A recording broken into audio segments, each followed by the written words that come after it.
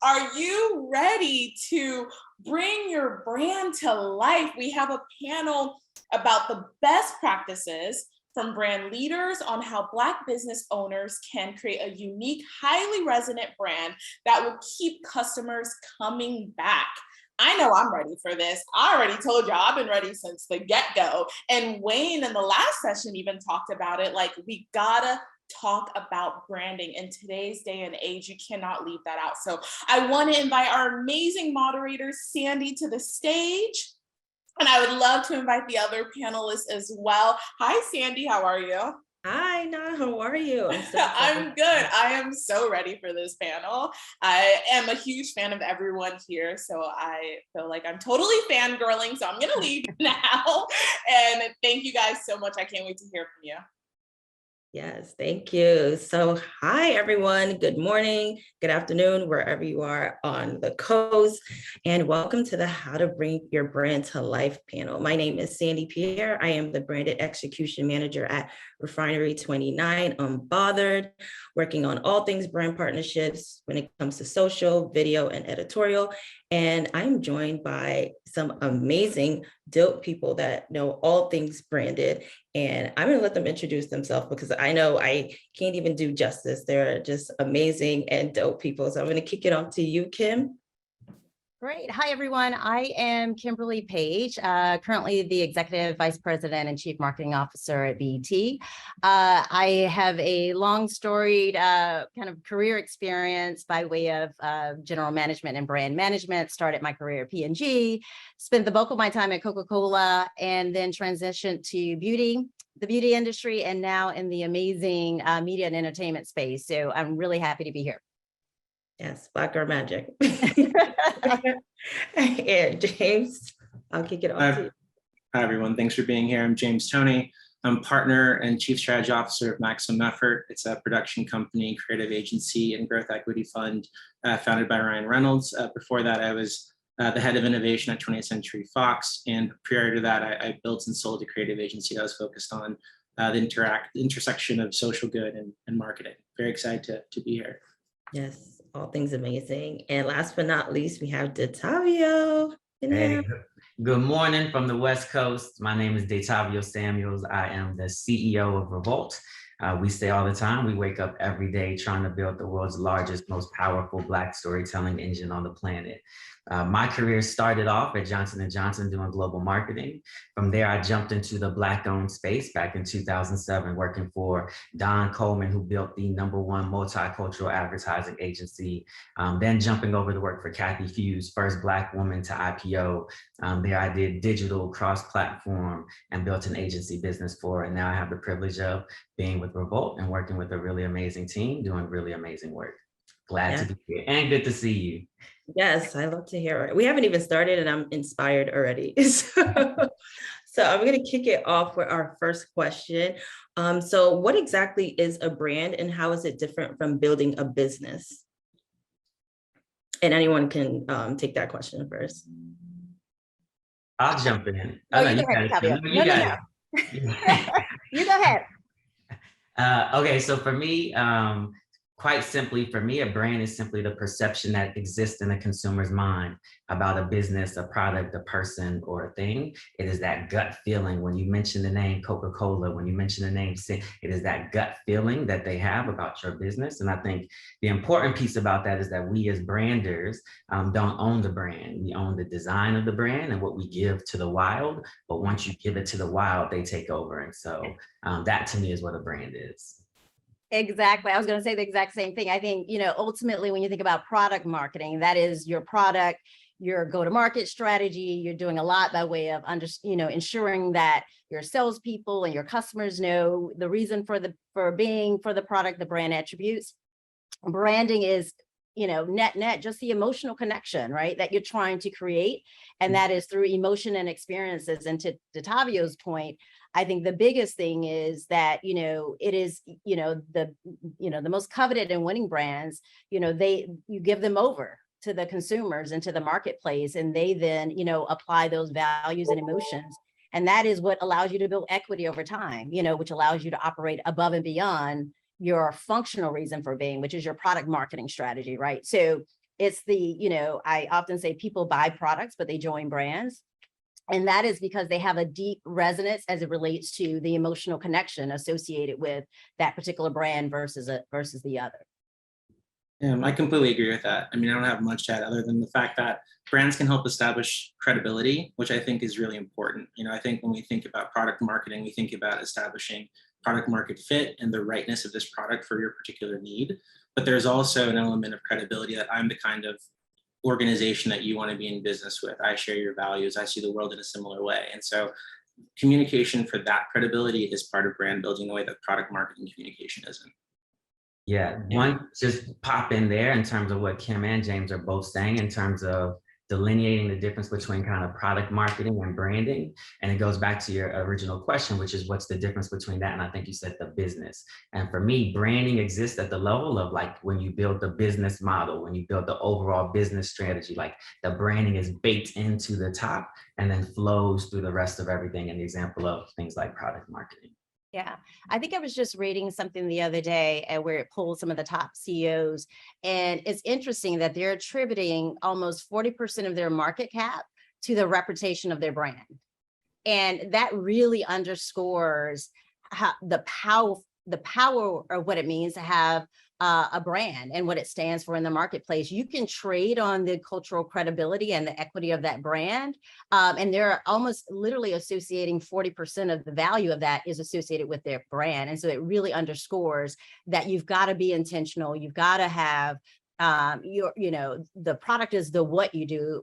I think about the brand as the why you do. It is why you show up every day. What are the values and the purpose behind what you're doing? And I think, I love the marketplace that we're in today because, consumers are demanding that brands show up and contribute in meaningful ways above and beyond the product offering. And so it's a very, very important time as you think about starting to build your business. How are you showing up with intention around what your brand means and what it is contributing and how it is, I would say, inviting people to be a part of the brand in a meaningful way.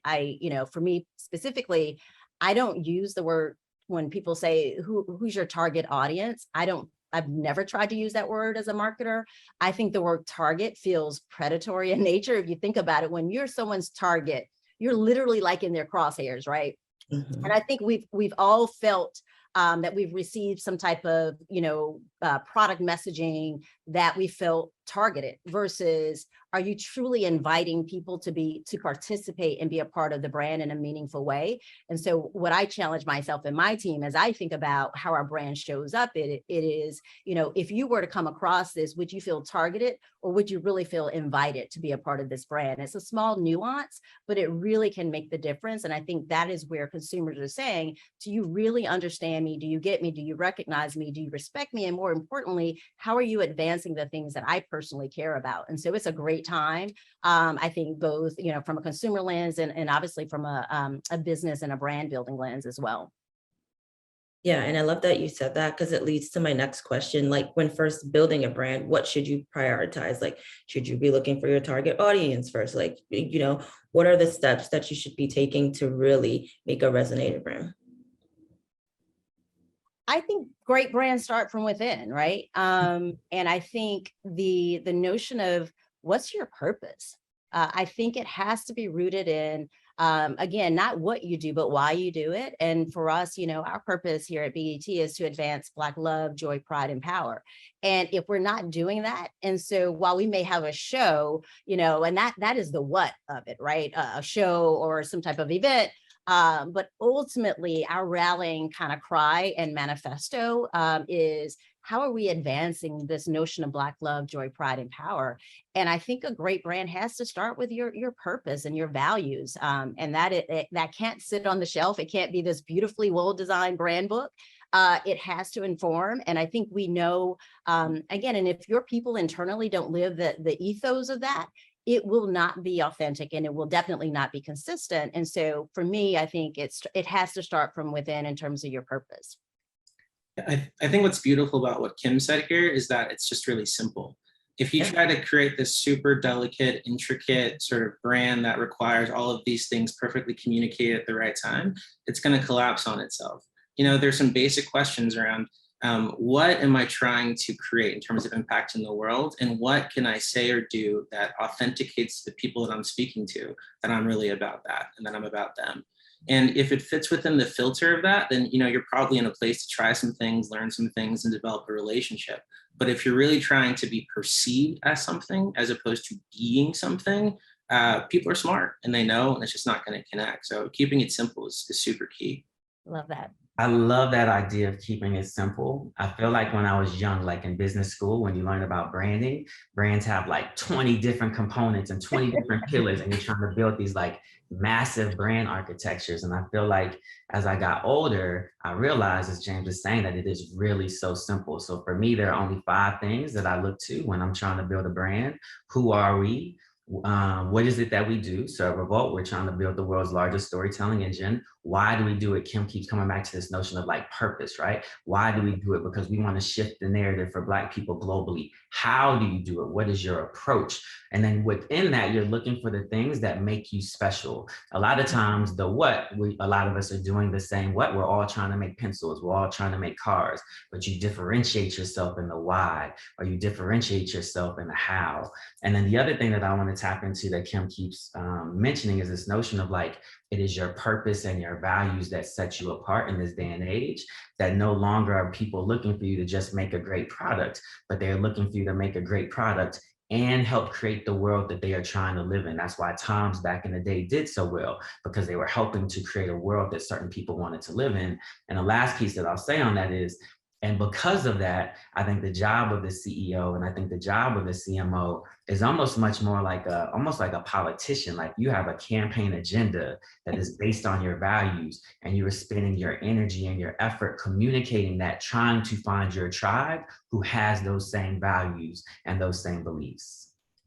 I love that political analogy because I used to talk about that often. And it's like once you have that community, because that's how we think about it, that community, they will do the phone banking, they will do the canvassing for you, because again, they have brought into and feel like they have a sense of investment and ownership in that brand and what it stands for. And so if you're not building those communities, I would really encourage you as a business owner, like, who is your community? Can you articulate who your community is? Those are going to be your we call them like our super fans, right? They'll take that, that ball across the 5-yard line for you. And I think that is what really is, one of the metrics of having a strong brand, when the community is louder than you are. I think, Beyonce has probably one of the biggest in terms of the Beehive. Like she has to say zero, like her community is helping to advance, kind of her brand in so many different ways. And so as a business owner, think about who's your tribe, to use Detavio's language. Who is your tribe?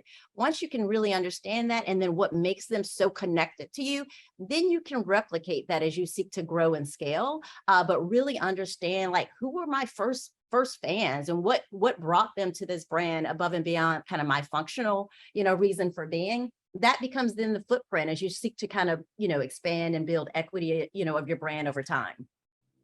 I love that you said that, Kim, as far as like community, knowing, who are the people that help you get there, or like who are the people you were looking up to. Like starting a business is amazing and you want to have everyone be a part of it, but you got to know the root of like who's really in it and who that audience is. And that leads me to my next question as how do you build an authentic and relatable brand? Like the market is very saturated. So how are you standing out? Well, I mean, just to jump in here, I think you got to start looking within. As an agency for years and years, I'd go to brands and they would look around and say, Nike's doing this, or Adidas is doing this, or Beats is doing that. And I'm like, that has nothing to do with what you need to do. That is absolutely irrelevant. Like what do we have license to do? What are we passionate about? What's authentic to us?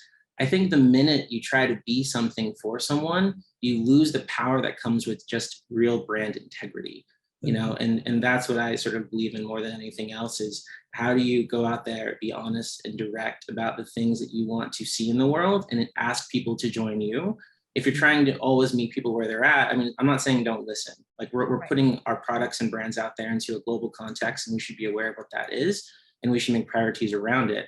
But it doesn't necessarily change what you can do or what you believe. And so I just think it's really important, you know, when it's time to look in, that you look in deeply and thoughtfully, and, you know, within a context of the larger world. But it always starts by like, who are you, in my opinion.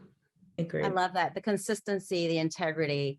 And you know, at the end of the day, your brand is simply just your promise. What is your promise that you're willing to give over and over and over again? And over a period of time, is not what you say, is what you do. And so there is, you know, self-promotion by way of branding. But to the earlier point Detavio made, is not what you think about your brand, is what others think about your brand and what are their values and perceptions and belief. And that can only come through authentic connections consistently over time. And so it's not about your latest campaign. It's not about your latest innovation. It is, how are you showing up in the context of advancing the good of the larger community and over time, that those are the values that they then associate with your brand. And so I love the spirit of you know, what James is saying by way of just, it starts internally. Yes, you can look to the left and right, but if it's not rooted in something that is solely unique to you, it will not be authentic. Yeah, I don't know that I have too much more to add. I think I'm just going to punctuate some of the other brilliant things that were already said, but I think cultural context matters. I think great brands have always been aware of the context of the moment and built a brand that could usher us into a new world. When Dove comes out and does their campaign about beauty, it is very much rooted in a cultural context that says there's only one standard of beauty, and then they come in and break that, right? So the cultural context matters. I'm totally aligned with my partners on this panel that consumer insights matter, but not in terms of telling you who you are. You have to understand who they want to be. And then how does your brand help usher them into that world, their aspirational self, what they want to accomplish. I think those things matter. And then the last one that I'll just say is differentiation. Like if we are playing this game and not waking up every day, finding ways to differentiate ourselves and outmaneuver and develop a strategy that helps us outmaneuver our competition in a radically different way, then I don't think we are ultimately doing our job. And then the last one I'll just punctuate that Kim said is, it's not what you say, it's what you do. And so it's better to not say anything and just do, or if you say it, make sure you do that. I think those are my kind of keys. Yeah. Yes, I totally agree with everything you guys are saying. I'm taking notes. I hope everyone else is taking notes. And building a brand there's so many layers to it, especially the environments. What are like the most important environments your brand should be in? Okay. Well, I was just going to build on what Detavio just said. You have to, it's within the context of the world you live in, right? And so the context and, you know, the beauty of humanity and is this notion of change and growth and evolution.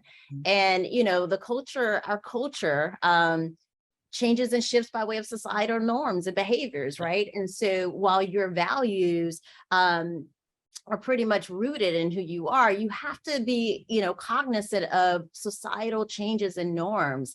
And those are the brands that continue to advance and again, continue to grow. It's not that they're changing their values, they're understanding the context of the marketplace. And I think, you know, I think about a Ben and Jerry's. I mean, you know, it's ice cream, but everyone knows like what that brand is and how it has such a strong POV in advancing social, you know, this notion of social humanity and really speaking on behalf of things that they feel are in conflict with this, with that notion. And so I think, you know, the flip of that is that we've all seen brands who don't understand who they are and try to insert themselves in conversations and in cultural things. And I think we all say the first statement generally is, who was at the table? You know, and it is a, you know, fiasco. And that's why, you know, I was saying earlier, you see stock prices plummet, you see brand reputation, it is a PR nightmare. And then you have to shift and pivot resources to try to really solve for that. And so if you don't understand the conversations where your values give you license to participate in or fuel some of those things within the cultural zeitgeist, it really can be, you know, pretty damaging to a business. Some have been able to rebound, but I will tell you, it really is, you've got to have that internal compass by way of your values and really be connected to culture in a very meaningful, and it's a business imperative, quite honestly. It's not, I just want to be cool and do cool things. It is, how can I think about all of the things that James and Detavio were saying around how are you kind of advancing, the broader good? And if you don't understand that in the right way and have people at the table who are, decision makers, who are well resourced in order for you to grow, it's going to be very difficult for businesses who don't understand that to be able to really drive transformative growth. I mean, I often talk about your cultural credibility is linked to your commercial viability. And we see that collision happening at such an accelerated rate. And a collision is nothing but when two things come together and influence one another. So it can be a positive collision or it could be a wreck, right? A negative collision. And I think, if as a business owner, really taking a bit of a beat to think about what are those cultural contexts in which your brand or company can participate in and advance. Yeah, sorry, Detavio, please. Okay.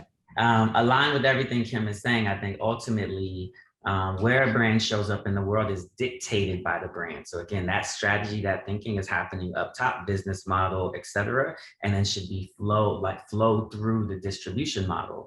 And so I'll use Kim's example, which is Ben & Jerry's. You don't see a lot of ice cream makers who have ice cream shops. Ben & Jerry's has scoop shops. Why? It's not necessarily because you have to have a scoop shop to make it in this day and age, but if Ben & Jerry's is about social justice and fighting in the community, then what better place to have a distribution outlet than to put your stores literally in the communities that you care for, so the brand strategy is dictating how the brand is distributed and shows up in the world. That's how it should be. Love that. Yep. I completely agree. I mean, the only thing I'd add is, the rubric that I use is really basic. It's, can my brand have impact? And can it have impact by joining a conversation? Like yes or no? Oftentimes, we can join conversations that aren't necessarily additive to our credibility or aren't making the conversation at hand any richer. One thing I think brand owners make the mistake of all the time is thinking that people care about them. They don't, I promise you. They're walking around thinking about taking care of their kids or taking care of their house, whatever their issues are. And so you can't think that people just want to talk to you. You have to have something of value to say that matters to them in order to actually belong. And so it's just important to have that self-awareness when you're out there communicating and establishing your brand. Yeah, I love that. I'm giggling because I think sometimes as marketers, you love this brand so much, right? But that notion of whether to keep it simple or be self-aware, around what's really kind of top of mind for the community and the people that you serve is so important. It's I spent 17 years at Coca-Cola, and I would literally, it's guys, we're making brown sugar water. It's not that but it it became that for so many, and it was just bring this within the context. But if you're operating at that higher level of purpose, then those are the things that you start to care about, and it is of service to the community. It's not, I got this message that I just have to put out because it's so important to me as a brand owner, and I think that's where it kind of can go awry. Yeah, I think that's you go. Detavio. There you go. I was just going to say, for us in our production company looking at movies, we've seen a very similar way. I think with the arrival of Breaking Bad, you saw the usher in of a whole bunch of TV shows that were just really dark. Excellent shows, but very dark. Then you started to see this interesting thing where The Office, which is 15 years old, it's number one on every platform that exists because there's a predictability on I get to feel light watching this. And so, we come out with Free Guy and Adam Project, and we make these films that are just easy to consume, where good matters, that feel good, and they're a success. And we chose to do that because we can credibly execute that. We're known for that. That feels right from us. And so, understanding that context and how you're additive to what people are wanting to feel or what they need, it's just an important line to walk when you're trying to be resonant out there. Sorry, Detavio. No, you're good, brother. My note was on this notion of how we often as marketers get convinced that what we're doing matters more. It matters more on the inside than it actually does on the outside. And one of my favorite books that I read when I was young and kind of growing up in this game was this book called Marketing with Meaning. And the core idea was, Every time you are performing marketing, it should have meaning, meaning it should deliver value to the consumer. Are you helping them escape? Are you entertaining them? Are you providing them with coupons? Are you giving them an experience that they could have never, ever had somewhere else? But the only way to truly break through is not to make a campaign, but it is to make something that has value and meaning for the person on the other side baked in. It's so funny. You guys can't see my office, but I have this big, I have this notion of marketing with a big M. I talk about that as exactly what Detavio just said. But, you know, I believe that to my core, and I believe that that is how all three of us have really advanced the businesses that we've run and operated. And it is, if the work is meaningful and it matters, it will move the metrics. That's right. Full stop. That's and right. so I'm constantly saying, don't think about the activity, think about the impact. And oftentimes organizations get so focused around activity versus impact. And so you say, guys, will this really have impact when it lands in the marketplace? If not, why are we doing it, right? And so if it's not meaningful, if it doesn't matter to our community, then it will not move the metrics, no matter how much money you put behind it. If it doesn't have that foundational purpose behind it, it is, I put it in the activity column. It's not gonna matter to anyone. And most brands suck at that. Like, I think it's Havas who has they do a survey every year about what % of brands matter. And every year the number is 76%. People wouldn't care if 76% of brands disappeared. That means only 24% of brands are doing a good job at doing the work that Kim's talking about, right? So the job every day is to wake up and not be part of the 76, but to be a part of the 24, the ones that matter, that are actually moving the needle in this world. Yeah, I love that. That is actually, I had not heard that data point. Me neither. That's some interesting data. That's incredible. But it's so funny because I see that real. I mean, I see that happening for us, even, you know, here at BT, in the most dynamic and competitive marketplace. And Detavio and I have known each other for many, many years. He's pure genius. But I think about even what we're doing here. You know, we're on a 3rd-year run of record-breaking performance at BT, you know, a 42 euro brand. But I think it really is, it goes back to that. Like, we can do content and we can provide experiences, but the third unique pillar is we exist to change outcomes for the community. And if you think about what our community, what the Black community has been through over the last, forever, but more importantly, the last 3 years, it was this, beyond a trifecta in terms of what was going on. And our focus shifted. It went from, yes, we're going to continue to do compelling content, but there was a lot of energy and resources and meaningful work around changing outcomes. And I think it was the combination of that real intention that has allowed us to advance, and obviously doing some other things by way of business, getting into different adjacencies by way of our business. But ultimately, if I had to say what has been kind of the foundation to our growth, it has been about changing outcomes for the community. Well, and Kim, just to put you on blast a little bit as someone who appreciates what you do from afar, you also weren't scared to meet the moment. You know what I'm saying? And I think that's what's pretty key about what you guys have done most recently, is that you've understood the world that we're living in and said, hey, we have a role here as leaders to play. And I think that a lot of brands are looking to not get in trouble. They sometimes are scared. They're looking to just reserve and conserve what they've got. And I think that you've come out swinging in a way that's really admirable. So I just want to make sure that that's said. Thank you. Yeah, and I want to point back to Kim on something as well. Thank you. You know that I think that you're an incredibly genius Black queen as well.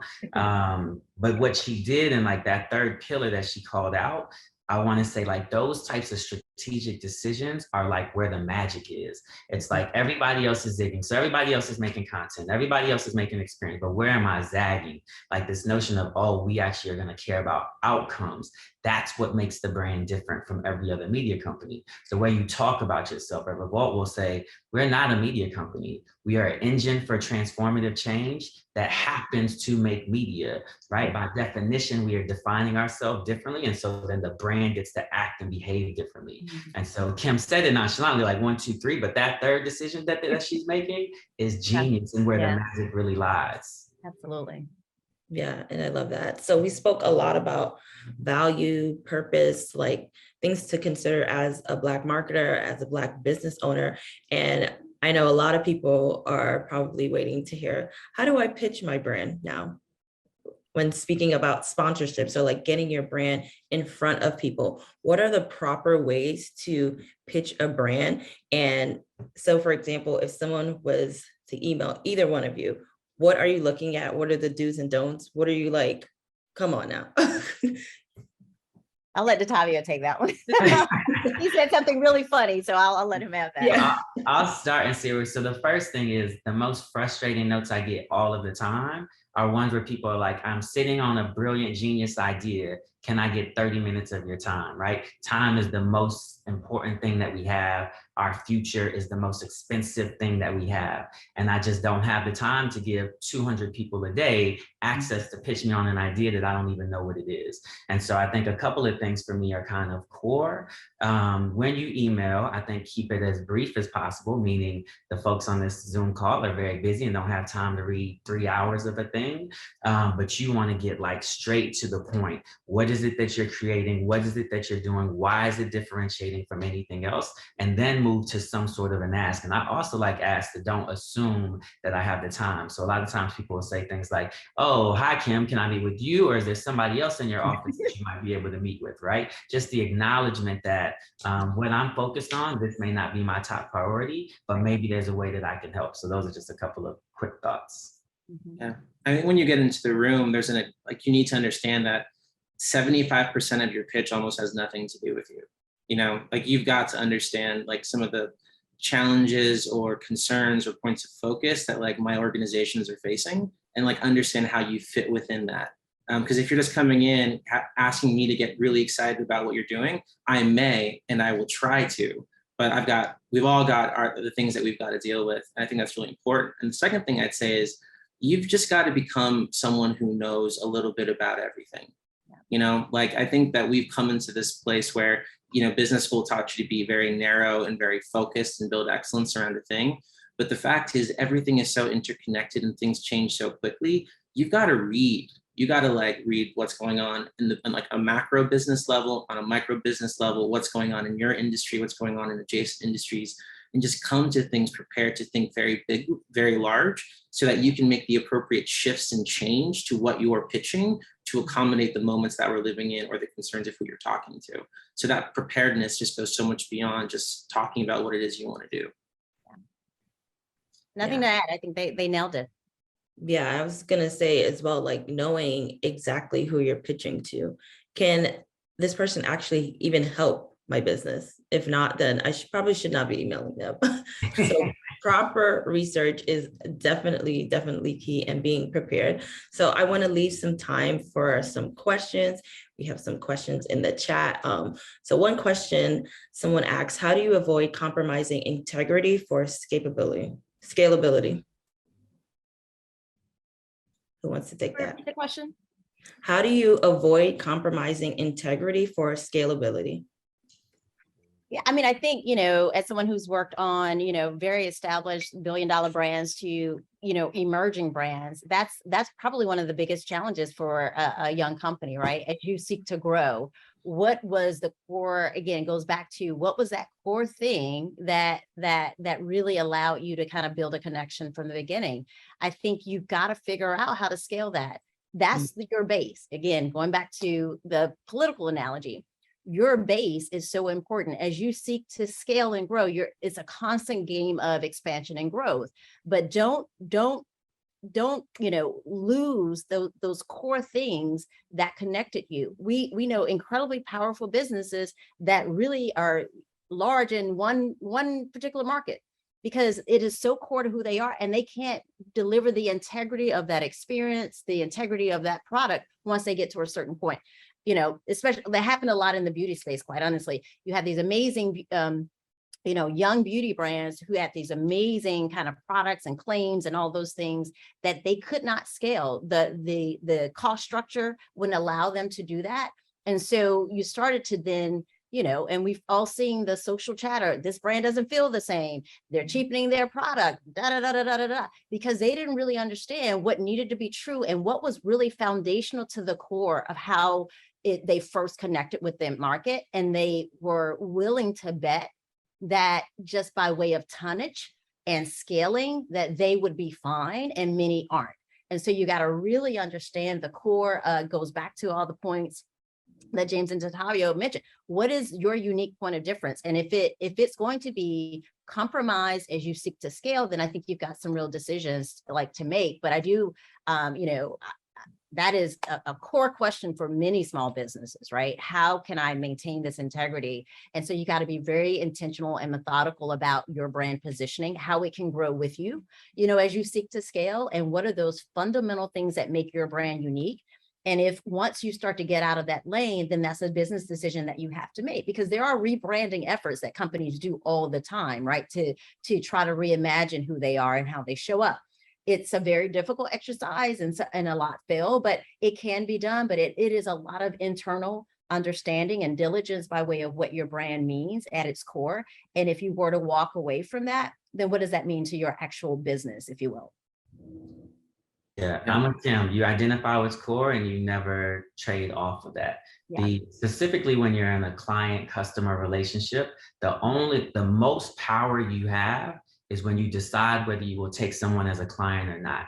The second you say yes and they're handing you a check for $5 million, they got a big opinion about a whole bunch of things. And so the best thing you can do is be really intentional about who do I say yes to and who do I say no to, because every single yes will define your brand. And if you are saying yes to people that are outside of your core, if you are saying yes to people that break the integrity of your brand, then by definition, you are bringing people in that will shift who you are, and your consumers will lose sight and understanding of what you stand for. I think that's perfectly said about being really tribal about your core. The one thing I would say to people starting out is make sure you know what is core and what is not core. I can't tell you how many businesses we've started that were like, we're going to do X, and now it's this crazy successful thing that looks like Y. Yeah. Like there are so many reasons to reconsider things along the way, but things like your personal integrity, there's nothing more important than that. Your values, nothing more important than that. Those things never change. But make sure that you're being really guarded about the things that truly matter and not being too careful with too many things. That's a hard line to walk. Yeah, I love that. And we only have a couple minutes left, so I definitely want to give you guys time to give final advice to everyone that is watching, especially Black business owners that are looking to start a business, that have started a business, looking to scale, descale. What are some final advice that you can give everyone? I'll just start. I think, again, great brands start from within, and it really starts. And if, as a business owner, you have not really done the exercise of kind of crafting and more importantly, standing up a business that is true to your values and your purpose, it's a good time to do that. And so that would be the one thing I think it is. It's gonna, the purpose is what's gonna, get you through those 14, 15-hour days, right? Because you're operating at a level above and beyond your functional reason for being. And so if you can articulate that, really bring in your leaders or you as the owner, really take a minute to kind of be able to kind of write that down and massage it and allow that to be kind of your internal rallying cry. It'll get you through, the tough times. And when you start to kind of do it consistently, it's going to definitely allow you to continue to excel and compete at your highest level. Love that. Yeah, love that. Yeah. Let's see, mine will be, so my final words are like that this is our moment, that like this is our time, that this is a very specific moment in time for Black people, that I don't know why we happen to be the ones that exist in this moment, but I am grateful every day that we are. And I heard T.D. Jakes speak this Sunday, and he was talking about how fear and faith are not enemies, how fear and faith are cousins and they go together. In the sense that fear should not be a stopping point for you. It should be something that gives you a sense of urgency. Mm-hmm. And so I am fearful that this moment will end at any day, any moment now. And so we move with a certain amount of energy to try to take as much advantage of the moment as possible. And so those are the final words that I would give to the folks on this, because like, this is our moment. This is our time. We should be moving with urgency and faith and believing for the like most incredible things possible. Detavio's preaching over there. I love it.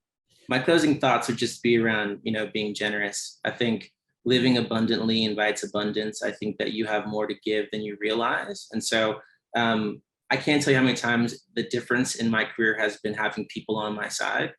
And so if you can find a way to say yes and be generous within the confines of, not overstretching yourself, I think you're going to invite people into your tribe and they're going to make a difference in ways that you don't even know yet. So trying to find a way to say yes, trying a way to live abundantly, being generous, really believe in that. Love that. Yes, all of that. And I just want to thank you all for being here. This was an amazing, amazing panelist. I left with some gems. So I hope everyone else did, and they busted out their notebooks. So thank you guys again for being here. And I just want to kick it back to our host, Nana. Thank you guys. Thank you guys so much.